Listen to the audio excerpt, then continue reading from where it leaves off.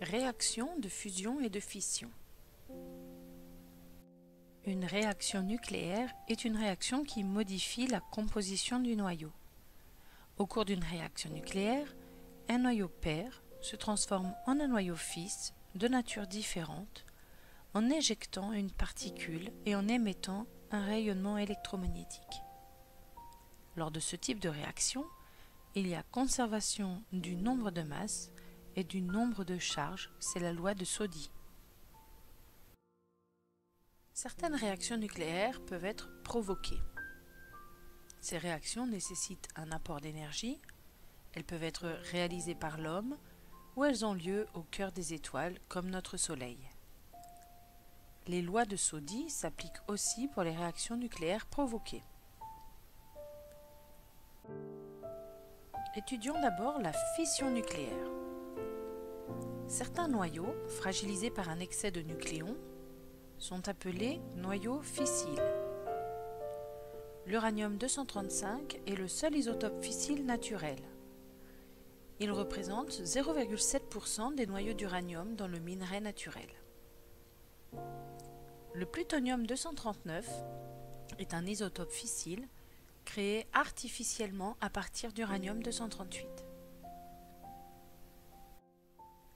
Ces noyaux fissiles peuvent capturer un neutron, ce qui entraîne la cassure du noyau en deux noyaux plus petits et plus stables.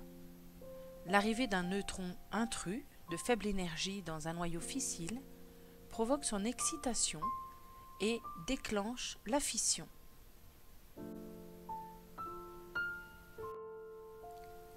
La cassure de ce noyau fissile libère généralement deux neutrons qui peuvent à leur tour frapper deux noyaux fissiles, provoquant ainsi une réaction en chaîne.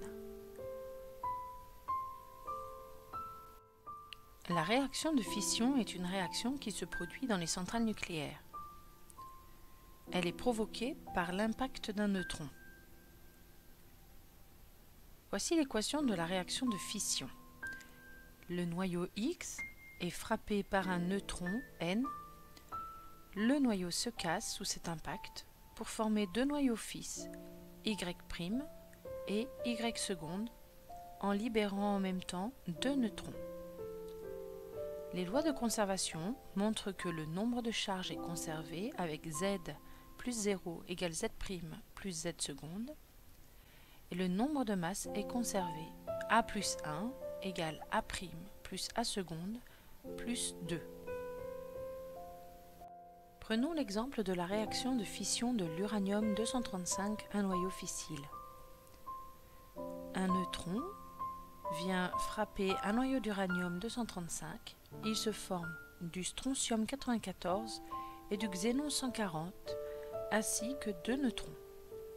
Les lois de conservation permettent d'écrire que le nombre de charges est conservé 0 plus 92 égale 38 plus 54 plus 0 et le nombre de masses est lui aussi conservé 1 plus 235 égale 94 plus 140 plus 2 fois 1.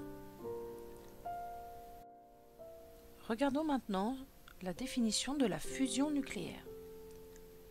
Dans les étoiles, les noyaux légers d'hydrogène, de deutérium, de tritium fusionnent pour former des noyaux plus lourds en libérant une quantité d'énergie très importante.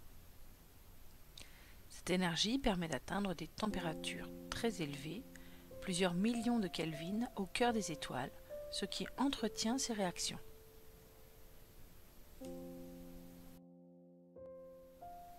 La réaction de fusion est la réaction qui se produit dans le Soleil et dans les étoiles. C'est une réaction nucléaire au cours de laquelle deux noyaux légers s'unissent pour former un noyau plus lourd. Voici l'équation de la réaction de fusion entre un noyau X et un noyau X'. Il va se former un noyau Y et un neutron. Les lois de conservation permettent d'écrire que Z plus Z' égale Z seconde plus 0 et A plus A' égale A seconde plus 1.